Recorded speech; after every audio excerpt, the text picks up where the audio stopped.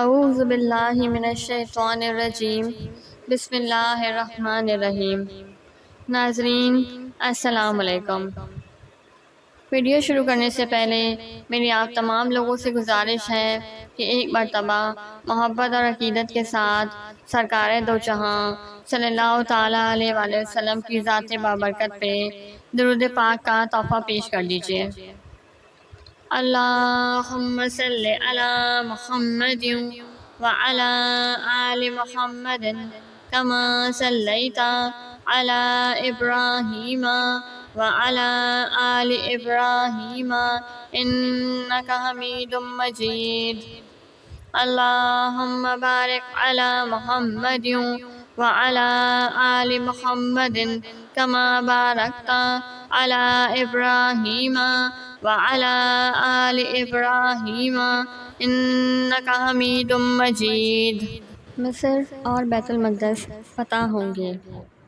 حضرت ابو ذر رضی اللہ تعالیٰ عنہ کا بیان ہے کہ حضور صلی اللہ علیہ وآلہ وسلم نے ارشاد فرمایا کہ تم لوگ عن قریب مصر کو فتح کرو گے، اور وہ ایک ایسی زمین ہے جہاں کا سکہ قیراط کہلاتا ہے۔ جب تم لوگ اس کو فتح کرو تو اس کے باشندوں کے ساتھ اچھا سلوک کرنا، کیونکہ تمہارے اور ان کے درمیان ایک تعلق اور رشتہ ہے۔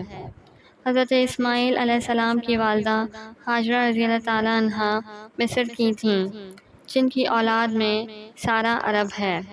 اور جب تم دیکھنا کہ وہاں ایک اینٹ بھر جگہ کے لیے دو آدمی جھگڑا کرتے ہوں تو تم مصر سے نکل جانا۔ چنانچہ حضرت ابو ذر رضی اللہ تعالیٰ عنہ نے خود اپنی آنکھ سے مصر میں یہ دیکھا کہ عبد الرحمن بن شرحبیل اور ان کے بھائی ربیعہ ایک اینٹ پر جگہ کے لیے لڑ رہے ہیں۔ یہ منظر دیکھ کر حضرت ابو ذر رضی اللہ تعالیٰ عنہ حضور صلی اللہ علیہ وآلہ وسلم کی وصیت کے مطابق مصر چھوڑ کر چلے آئے۔ بیت المقدس کی فتح ہونے سے برسوں پہلے ہی حضور صلی اللہ علیہ وآلہ وسلم نے غیب کی خبر دیتے ہوئے اپنی امت سے ارشاد فرمایا کہ قیامت سے پہلے 6 چیزیں گن رکھو۔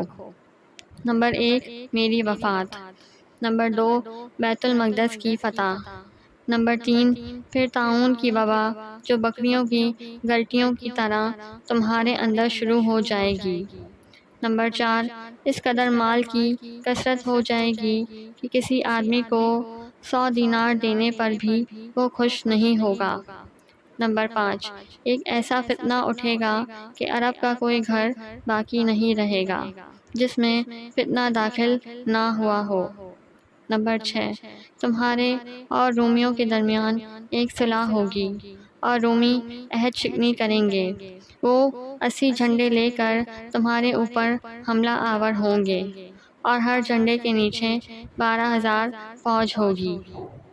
سبحان اللہ، کیا شان ہے ہمارے پیارے نبی حضرت محمد مصطفیٰ صلی اللہ علیہ وآلہ وسلم کی کہ جنہوں نے جو غیب کی خبریں ہمیں عطا فرمائیں وہ حرف بہ حرف پوری ہوئیں۔